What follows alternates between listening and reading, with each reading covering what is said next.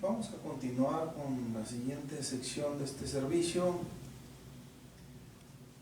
y los invito para que vayamos a la epístola de Santiago.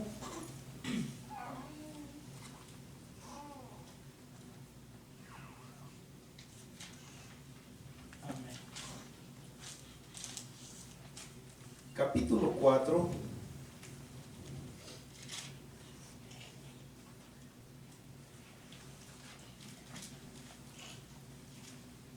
Santiago capítulo 4.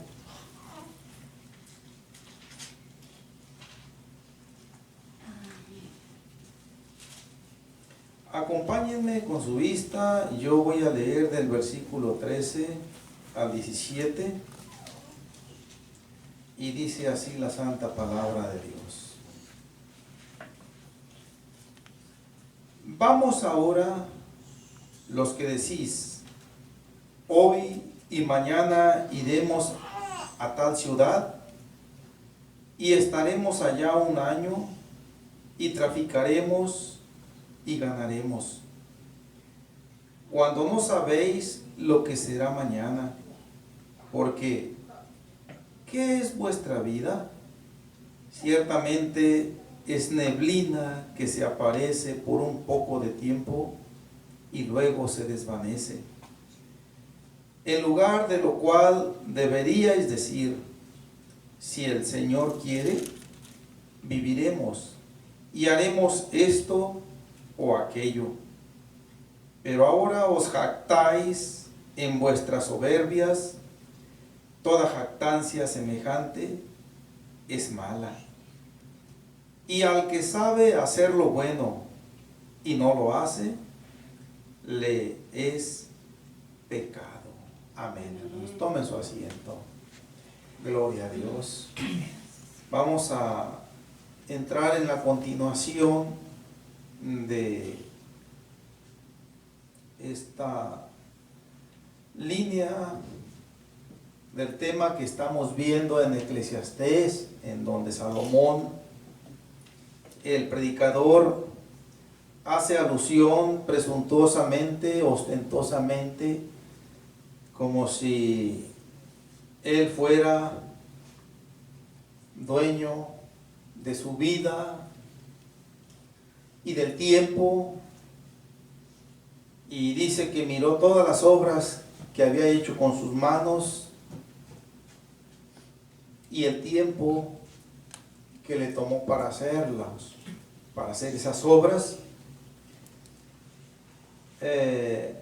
resaltando allí en esa declaración que se desliga completamente de Dios, que es el que da la provisión de todo, y sin la cual nosotros pues no podemos hacer nada, ni siquiera respirar.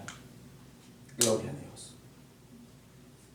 Después, hermanos, vimos cómo años después el rey Nabucodonosor, con una fuerte detonación de estos términos, arrogancia y jactancia, andaba paseando en su palacio real en Babilonia y ve aquella ciudad floreciente, aquella ciudad que había tenido pues un lujo poco común,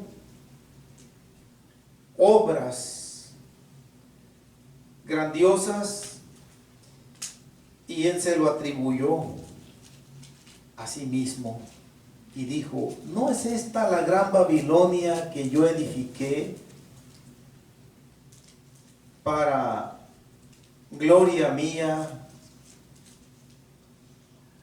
y con el poder de mi grandeza? Y vemos nosotros, mis hermanos, que esas dos vidas fueron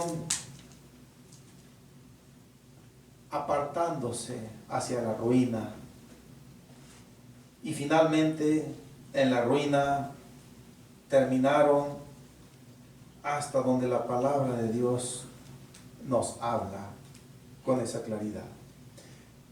Cuando dieron su último respiro, tanto el uno como lo otro, bueno, pues ya solamente Dios sabe y a Él le corresponde emitir el juicio correspondiente, pero por lo que nos dice la palabra de Dios, hubo una manifiesta rebelión contra Dios, y Dios pues tuvo su reacción ante cada uno de esos casos, y ya vimos de alguna manera cómo al rey Nabucodonosor pues lo humilló hasta el polvo, le quitó su reino por 7 años, fue echado de entre los hombres y moró entre el monte, entre los asnos, entre las bestias del campo, y comía hierba como los bueyes.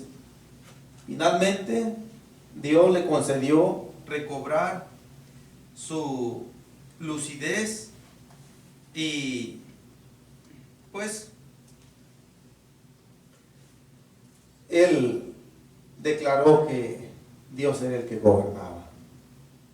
Bien, hermanos. Pero este espíritu de arrogancia y de jactancia no fue algo de tiempo antiguo solamente. Ha tenido manifestaciones, ha tenido vivencias en la iglesia, dentro de la iglesia, desde que empezó a ejercer la función que Dios le asignó aquí en la tierra.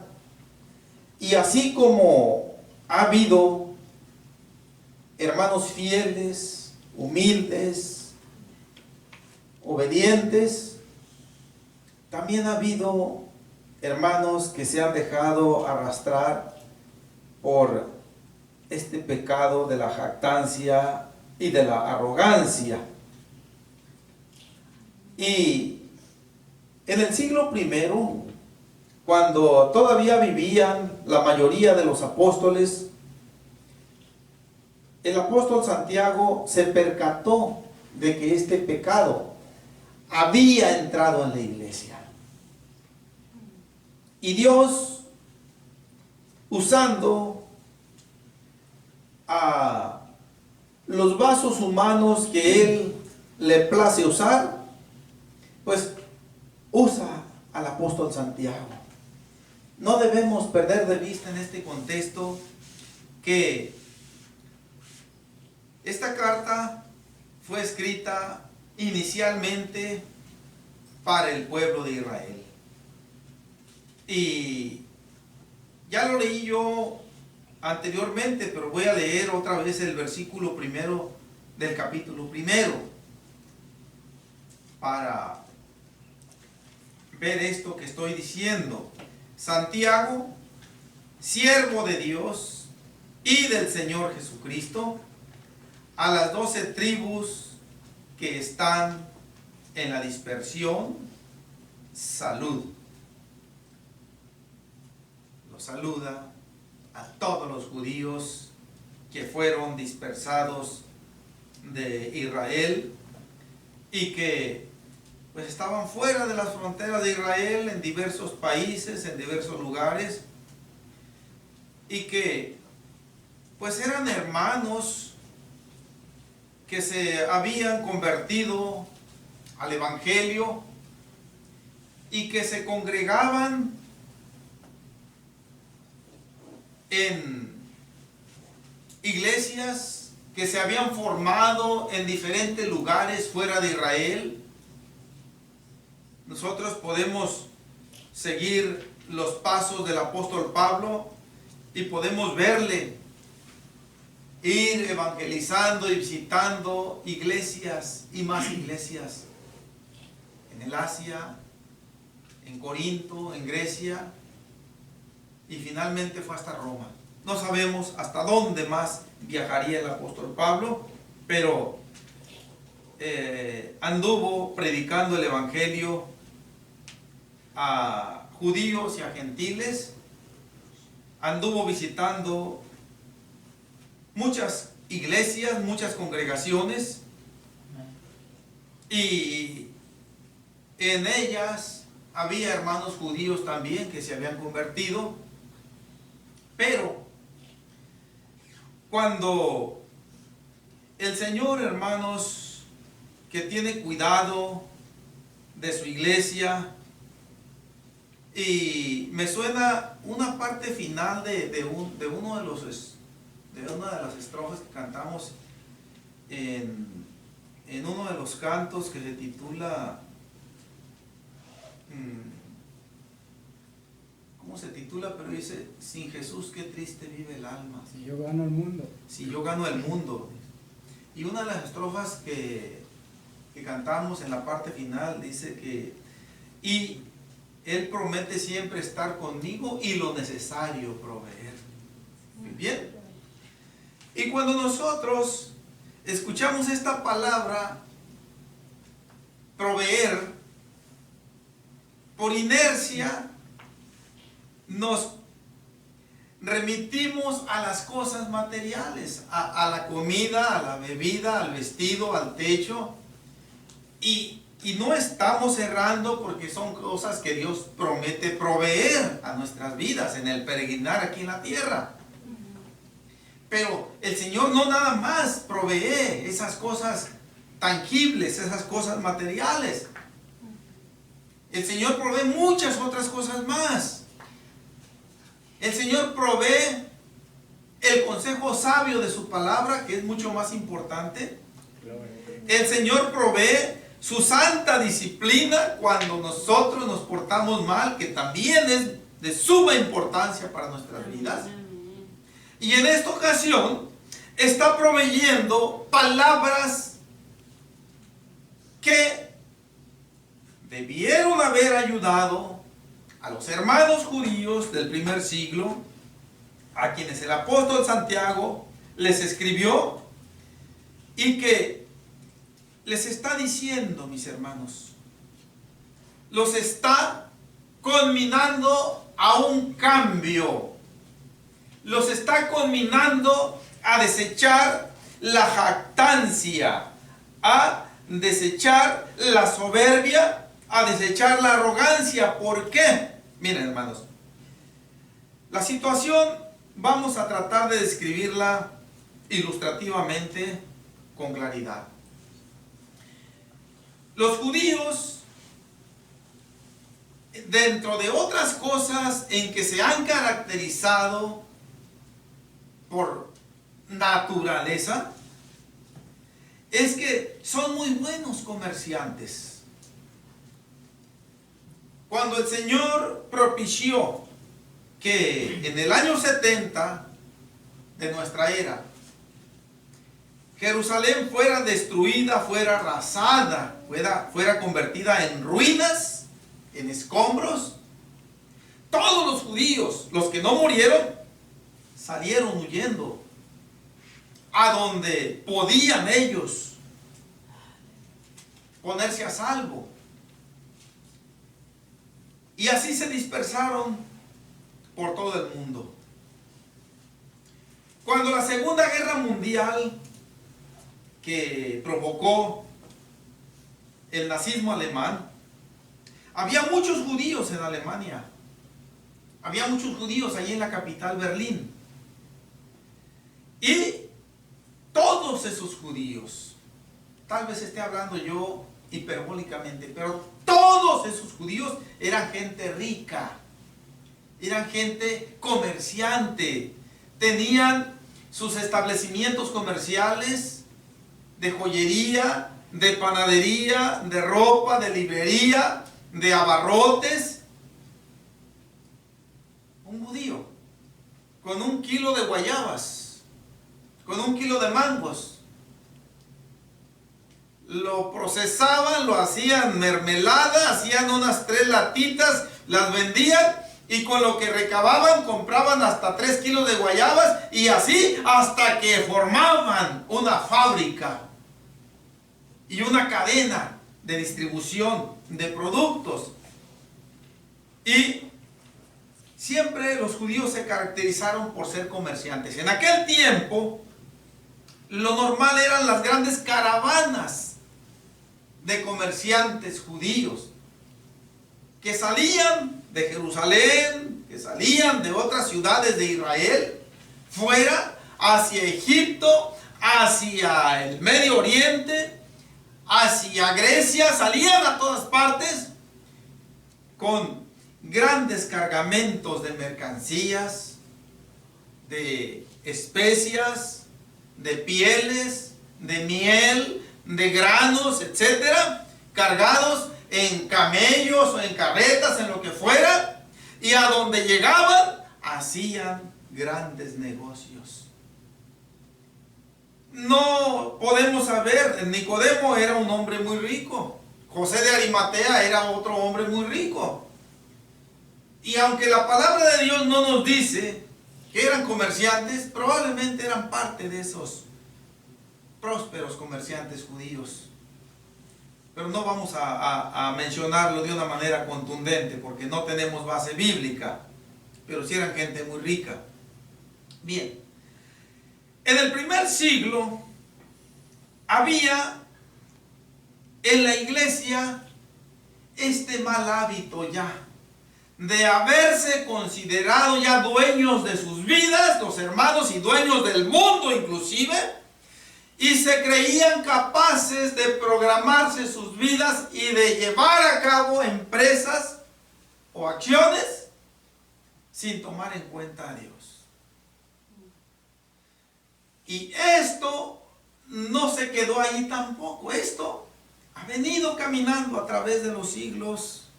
Y en este tiempo, en la iglesia, lamentablemente, sigue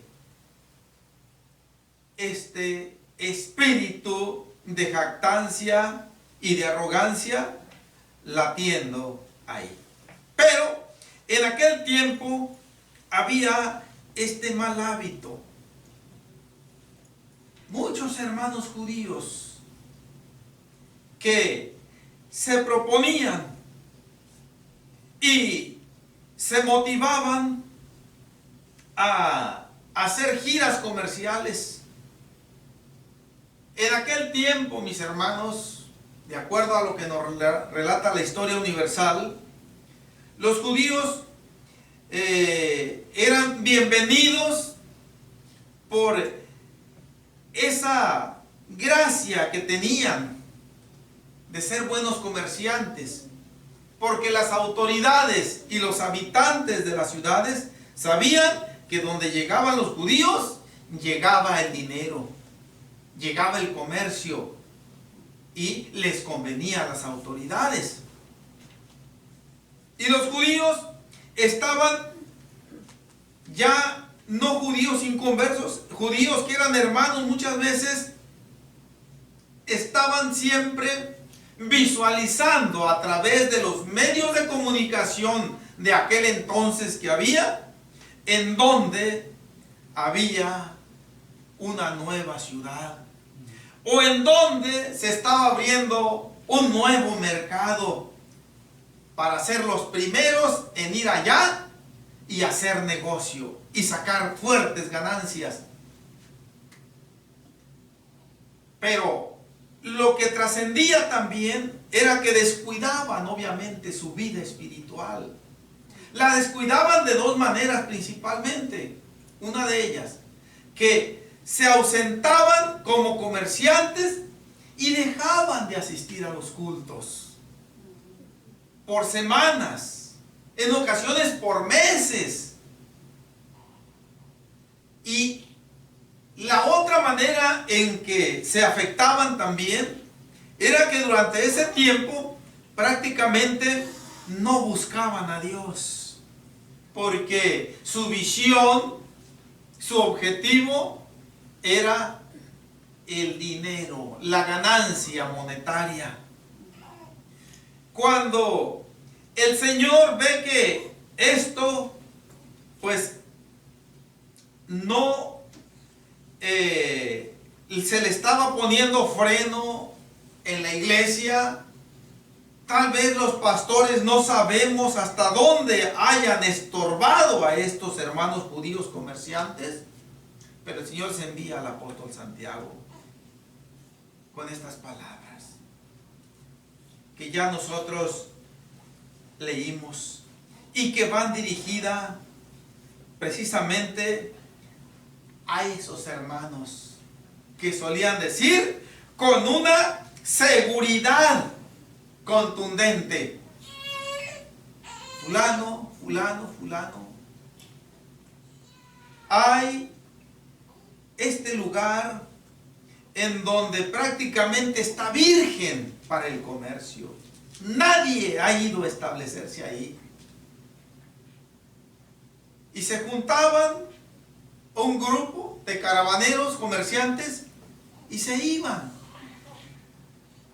No se les veía en la iglesia por un tiempo, y cuando se les volvía a ver, se les notaba a grande distancia esa jactancia de que ellos eran muy hábiles para hacer comercio y para ganar dinero. Que ellos eran muy hábiles para programarse por el tiempo que ellos consideraban que necesitaban y que lo llevaban a cabo. Y con ese actuar ellos estaban haciendo a Dios a un lado de sus vidas y se estaban dejando ir solos a la empresa. Y el apóstol Santiago les dice a esos que dicen hoy y mañana, ¿ya? Es una manera de decir por un determinado tiempo a futuro. No es que hoy y mañana y que pasado mañana, ¡pum!, ya estaban de regreso. No, es una expresión para dar a entender que ellos se programaban con una seguridad que iban a llevar a cabo lo que se proponían. Y ya vimos nosotros, mis hermanos, cómo el predicador, como Nabucodonosor, nada más esos dos ejemplos vimos en el Antiguo Testamento, pero hay muchos más, fracasaron. El Señor miraba que se estaban encarrilando a la ruina estos hermanos, anónimos por cierto, no se menciona ningún nombre, nada más el del apóstol Santiago, que es el autor de esta epístola, y les dice prácticamente: ya no hagan esto, hermanos, ya no sigan así. Ustedes han estado viviendo como si fueran dueños de su propia vida. Ustedes han estado viviendo como si todo el mundo lo tuvieran en sus manos y ustedes pudieran hacer y deshacer a su antojo. Y se han olvidado de alguna manera de aquel proverbio que dice: el hombre propone y Dios dispone. Esto es lo real en todo tiempo y en todo lugar. El hombre propone y Dios dispone. El hombre se planifica y Dios es el que dice si se llevan a cabo o no todos esos proyectos. En muchas de las ocasiones, por causas que tal vez nunca vamos a comprender, Dios ha dejado a mucha gente inconversa, ha dejado a muchos hermanos descarrilarse en esta área de la vida y decirle a Dios, aquel que da la vida. Y digo que tal vez nunca vamos a explicarnos el por qué, pero con otros no. Y aquí estamos teniendo una prueba muy comprensible. El Señor vio a aquellos hermanos que estaban haciendo esto como un estilo de vida y les pone un alto. Y les dice: es que no se han puesto a pensar ustedes, hermanos. Ustedes dicen que van a ir y van a estar por allá una semana o 3 semanas o un mes, pero ni siquiera se han puesto a pensar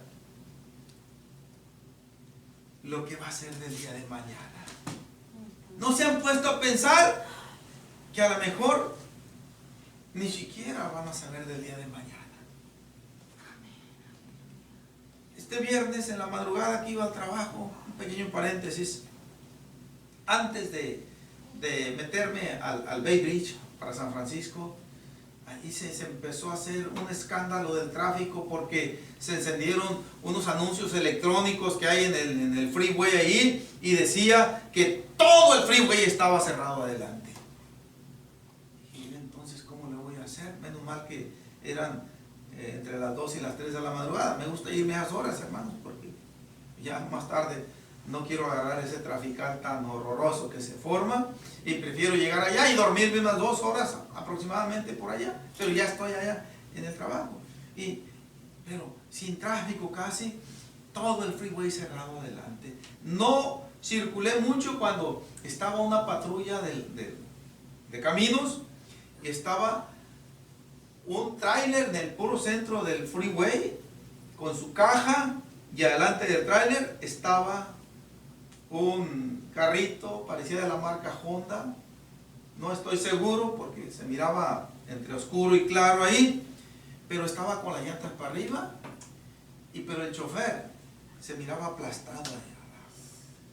Prácticamente estaba muerto, porque ya el patrullero ahí no estaba al tanto ahí, como que ya habían ido a ver y ya no tenía solución ahí, no se miraba. Tal vez había acompañantes ahí, pero ahí quedaron. No sabemos qué va a ser el día de mañana. Tal vez esa persona llevaba proyectos a futuro, eso es lo más seguro. No sabemos a qué se dedicaba. Pero Santiago les está diciendo aquí: cuando no sabréis lo que será mañana. Y el Señor entra en acción y les abre los ojos, los despierta y les dice: miren, la vida del ser humano, prácticamente estas palabras les está diciendo, no implícitas aquí, obviamente, pero está diciendo, la vida del ser humano es una de las cosas más inciertas que hay sobre la tierra. No se sabe qué va a pasar. Hermanos, hace una comparación aquí muy ilustrativa, por cierto, y muy eficaz para ayudar a aquellos hermanos a recapacitar y decirles, después de la pregunta, les da la respuesta en el versículo 14. Ciertamente es como neblina que sale por un poco de tiempo y luego se desvanece. Es una de las formas ilustrativas que usa el Señor para darnos a entender y que sepamos nosotros que nuestra vida se puede esfumar en cualquier momento. Y yo he dicho esta expresión y la voy a repetir en este momento. El último respiro lo vamos a dar de la manera menos pensada, en el lugar menos pensado y de la forma menos pensada. Así. La neblina sale por la mañana regularmente o por la noche, pero se desvanece muy rápido. Y es una manera de hablar de Dios a nuestras vidas. ¿Para qué? Obviamente que la intención no era que aquellos hermanos se paralizaran. El Señor no quiere con este consejo darnos a entender que nosotros debemos pues estar estacionados, mucho menos que estemos pues en una zozobra o con un miedo desbordante. No. Lo que el Señor quiere es que en todo nuestro vivir, en toda nuestra planificación, en todo nuestro quehacer, lo tomemos en cuenta a Él primeramente. Eso es lo que el Señor está diciendo aquí. Y así se los expresa Santiago. En lugar de lo cual deberíais decir, si el Señor quiere, viviremos y haremos esto o aquello. Sí. En otras palabras, el Señor quiere orillarnos a una vida estrictamente dependiente de Dios. Eso es lo que el Señor quiere. Y cuando nosotros acatamos este consejo, mis hermanos, entonces, pues, todo va a salir bien. Tal vez va a haber proyectos que de alguna manera no se van a poder llevar a cabo, y tengámoslos por cierto de que es el Señor el que va a estar estorbando en esos casos. Él que sabe lo que nos hace bien y lo que nos hace mal, Él va a estar actuando ahí, si el Señor quiere. Yo desde chiquito escuchaba a mi padre decir,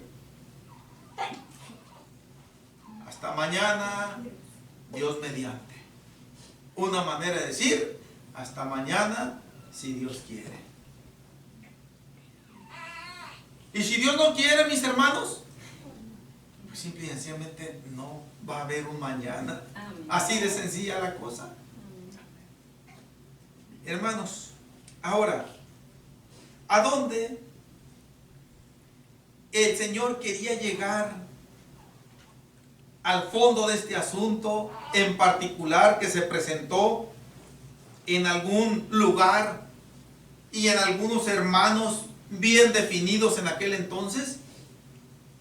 Bueno, una vez que el Señor a través de Santiago les aclara y les dice cómo es que deberían comportarse, no descuidar las cosas espirituales. No es que tenían que dejar esa manera de vivir lícita de comerciantes, porque como cristianos tenemos nosotros que abocarnos a algún trabajo, alguna profesión, algún negocio inclusive. Y eso no es malo, pero sí está diciendo el Señor a través de Santiago, pidámosle al Señor que si es su voluntad, nos permita hacer esto, nos permita hacer aquello, nos permita ganar tantos dólares o cualquier tipo de moneda. En otras palabras, ponernos en las manos de Dios. Amén. Está diciéndoles a aquellos hermanos que estaban entendiendo muy bien el lenguaje, estaba diciendo, ya no sigan de esa manera. No es que sea malo lo que hacen, pero ya no estén diciendo así tan livianamente, hoy y mañana iremos a tal o cual ciudad y traficaremos y ganaremos tanto. No. Ahora, primero, oren a Dios, encomiéndense a Dios y enseguida digan, antes de iniciar esos proyectos, si el Señor quiere, aquí así lo dice literalmente, si Dios lo permite, sí. Pero aquí hay un mensaje espiritual, hermanos, que yo quiero tomarlo muy en cuenta. Esta es una parte en donde la voz de Dios se levanta, no nada más para la iglesia, se levanta para el mundo entero y le está diciendo que no es bueno que manejen su vida a como se les dé la gana, sino que volteen a ver los requerimientos divinos y los tomen muy en cuenta antes de caminar en ese desenfreno en que van caminando. ¿Por qué? Porque simple y sencillamente aquel que dio la vida es el que la quita. Y no nos dice cuándo es cuando la va a quitar. Más o menos les dijo a nuestros padres cuándo nos la iba a conceder. Pero cuándo la va a recoger, no lo dice.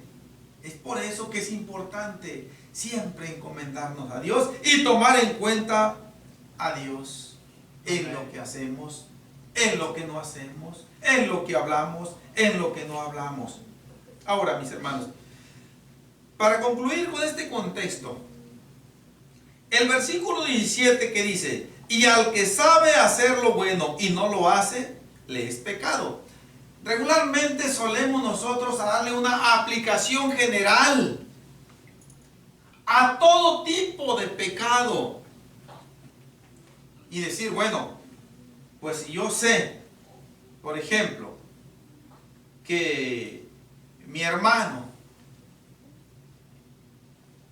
necesita ayuda monetaria, que mi hermano necesita que pues lo lleve a tal lugar porque no tiene él un carrito, un medio de transporte, y yo sí tengo y puedo llevarlo, yo sé que tiene la necesidad. Entonces, yo sé y puedo hacer lo bueno prestándome para que el Señor se glorifique ahí. Pero si yo no lo hago, eso es pecado. Está correcta la aplicación.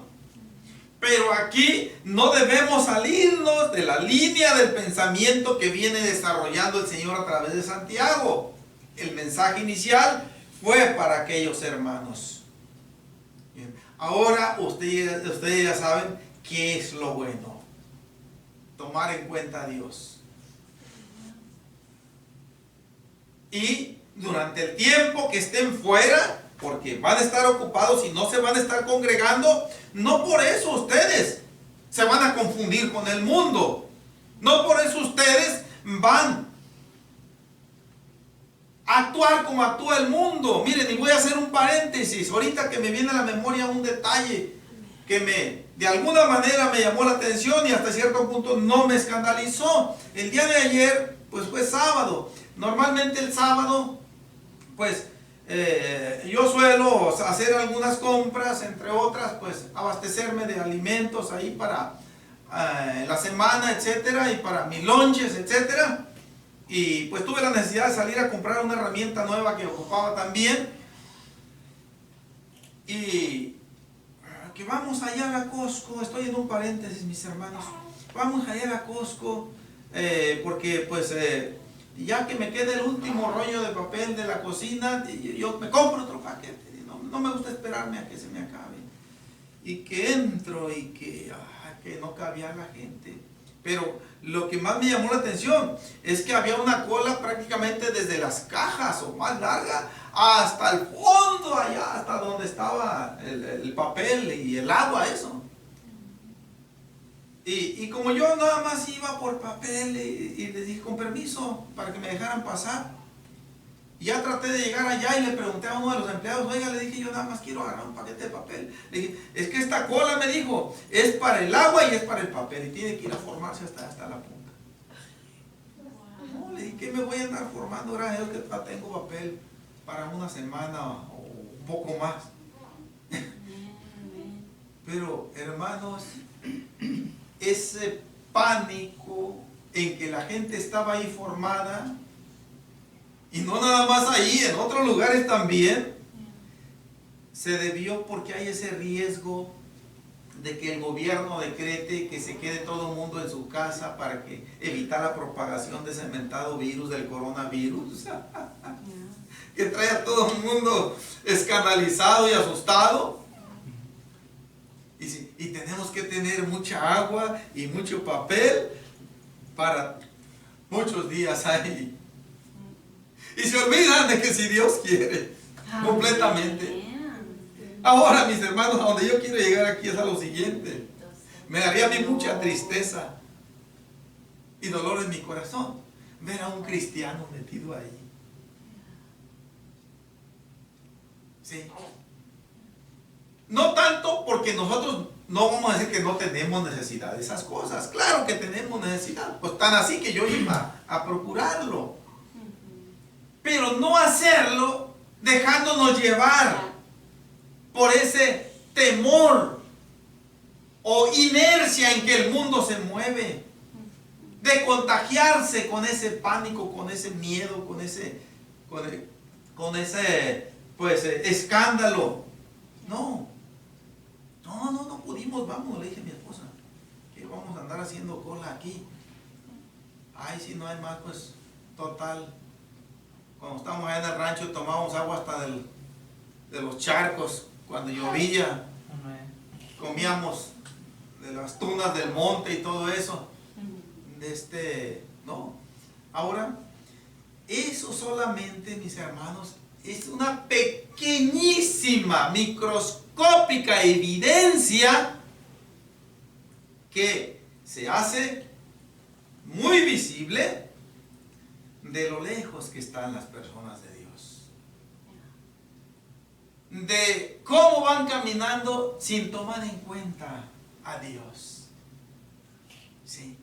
Por eso es que yo dije hace rato, me haría mucha tristeza ver a alguien que se diga cristiano y estar ahí también todo lleno de miedo. Ya pasó esto en el año 2000. Cuando iba a entrar el año 2000, que el sistema de computadoras y todo que se iba a derrumbar y que pues iban a quedar pues prácticamente en ceros todas las cuentas de los bancos, etcétera. Y que no iba a haber suministro de luz, ni de agua, ni nada, porque todo funcionaba con computadoras y que estaban diseñadas nada más para 2 dígitos. Los 2 primeros números del mes, los 2 primeros números del día y los últimos 2 números del año. Pero como iba a ser el año 2000, pues iba a terminar en ceros. Dice, y las computadoras no iban a identificar nada y se iban a desprogramar.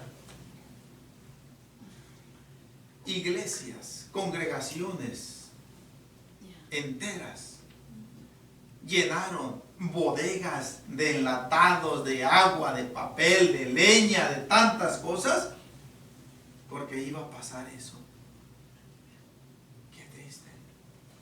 A un hermano con el que yo fraternizaba en aquel entonces, también tenía ahí en su casa un alterón de leña. Eran unos tamboretes llenos de agua. ¿Y esto, hermano, para qué es? No, dice, es que por si acaso, dice, no sabemos lo que va a pasar. Esto fue en diciembre del 99. Viene, dice, ya, y que se va a pasar esto. Le dije, hermano, ¿y nuestra confianza en el Señor en dónde queda? Pues sí, pero es que el Señor, hasta que nos hacemos muy bíblicos, es que el Señor también nos recomienda que seamos precavidos, que seamos prudentes, ¿no? Sí es cierto. ¿Ah? El sabio ve el mal y huye, mas el necio atraviesa y lleva el daño. Pero tenemos nosotros que ver bien con toda claridad cuando esa prudencia se sale del tono bíblico y empieza a sacarnos de la fe en el Señor Jesús. Sí. Entonces, mis hermanos, eso es lo que pasó el día de ayer. Y nos vinimos, compramos nada más lo que pudimos. En otras partes estaba la cosa más exagerada. Y nos regresamos para la casa. Ahora, yo no sé ni por qué me metí en todo esto que les acabo de decir, pero en el versículo 17 dice, y al que sabe hacer lo bueno y no lo hace, le es pecado. Ya me reencaucé otra vez. Aquellos hermanos judíos les estaba diciendo inicialmente, esto fue para aquellos hermanos judíos comerciantes. Dicen, si ustedes saben que el programarse para ir a tal o cual ciudad y traficar y ganar tanto sin tomar en cuenta a Dios, antes tal vez no lo miraban con tanta claridad, pero ahora ya lo ven con buena claridad de que eso es malo. porque ustedes se están prácticamente pues creyendo que lo pueden todo, y eso es malo. Eso es lo que está diciendo aquí. El que sabe hacer lo bueno, ustedes ya saben que tienen que encomendarse a Dios, y no solamente encomendarse a Dios, no descuidar su vida espiritual por esos viajes. Y aquí es donde yo empecé a narrarles de que tal vez muchos hermanos por allá se confundían entre el mundo en esas giras comerciales, descuidaban la oración, descuidaban de identificarse como cristianos. Sí, como andaban en esos bullicios comerciales, no sabemos qué vocabulario era el que usaban. Pero aquí el Señor les está diciendo, ustedes ya saben cómo se les sirve a Dios. Ustedes ya saben cómo se debe comportar un creyente sincero. Y si no lo hacen, el Señor los está tomando en cuenta como pecado. Y ya, mis hermanos, pues esto se extiende hasta nuestros días, a nuestras vidas, que también nosotros es el eco que tiene, que nos llega la palabra de Dios. La palabra jactancia la está mencionando ahí en el versículo 16. Pero ahora os jactáis en vuestras soberbias. Toda jactancia semejante es pecado. Sigue la misma línea de pensamiento. Se jactaban. La palabra jactancia, creo que ya la mencioné yo con anterioridad. Es ese espíritu maligno de ostentación, de exhibición de la capacidad y de los méritos personales propios, para que los demás los alaben, para que los demás los aprecien y hablen bien. Eso es jactarse. Entonces, aquí está diciendo el apóstol Santiago que es mala la jactancia. Dice, ustedes se jactan de que pueden hacer esto y pueden hacer aquello, y eso es malo. ¿Por qué? Por lo que acababa de decirles, que su vida, dice, en el trayecto de ese viaje, ahí se puede terminar. ¿Y dónde quedó aquello que iban a hacer? En ceros, en ceros.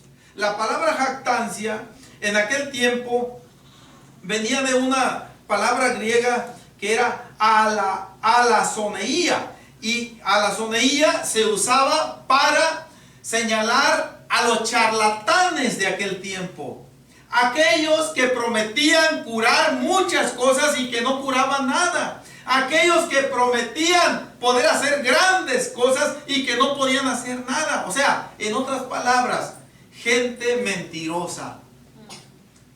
Para eso se usaba esta palabra jactancia, alazoneía.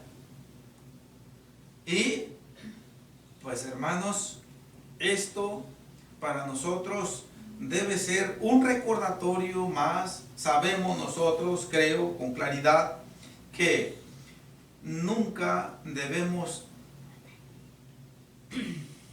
planificar nuestras vidas, ni a corto, ni a mediano, mucho menos a largo plazo, sin la anuencia de Dios. Si vamos a hacer un viaje de aquí a tal lugar, hay que encomendarnos a Dios. Nunca debemos decir, voy por ejemplo a Los Ángeles y vengo para el miércoles, aquí estoy de regreso. Que yo les dijera, hermanos, salgo mañana para Los Ángeles y el miércoles aquí nos dimos de regreso. Así nada más con estas palabras secas,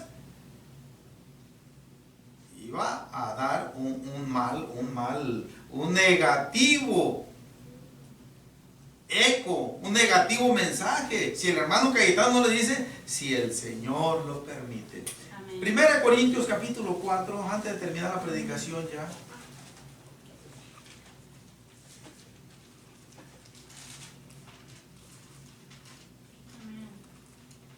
Mire cómo el apóstol Pablo se conduce. Creo que él tenía conocimiento de esto y les escribe a los hermanos de Corintio, primera de Corintios 4:19. Pero iré pronto a vosotros si el Señor quiere, y conoceré no las palabras, sino el poder de los que andan envanecidos. Notemos cómo el apóstol Pablo dice, si el Señor quiere. Antes de terminar esta misma epístola, en el capítulo 16, y con esto cerramos la predicación de este día.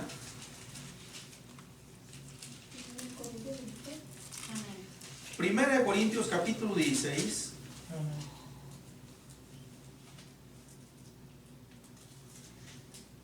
Versículo 5 en adelante dice así: iré a vosotros cuando haya pasado por Macedonia, pues por Macedonia tengo que pasar. Y podrá ser que me quede con vosotros, o aún pase el invierno, para que vosotros me encaminéis a donde haya de ir. Porque no quiero veros ahora de paso, pues espero estar con vosotros algún tiempo, si el Señor lo permite. Sí. Todo esto, mis hermanos, que les estoy diciendo, son planes que yo tengo, prácticamente le está diciendo el apóstol Pablo. Y espero llevarlos a cabo. Si es posible, pasar la temporada del invierno con ustedes. Pero Dios es el que tiene la última palabra. Amén. Y si Él lo permite, así va a ser. Amén. E implícitamente le está diciendo, pero si Él no lo permite, mis hermanos, nos olvidamos de esto prácticamente. Amén. Y esto, mis hermanos, cerramos nuestras Biblias, terminamos la predicación. Podemos apropiarnos nosotros todos los días de nuestra vida. Yo hago memoria y en mi oración de la madrugada le digo al Señor, Señor, si tú me concedes ahorita unos minutos, yo estaré saliendo a trabajar. Yo solamente te pido que si en caso de que lo permitas, pues me protejas, me libres de la fatalidad, a mi familia, a mis hermanos, etcétera, etcétera. Vamos orando, mis hermanos, y le pedimos a Dios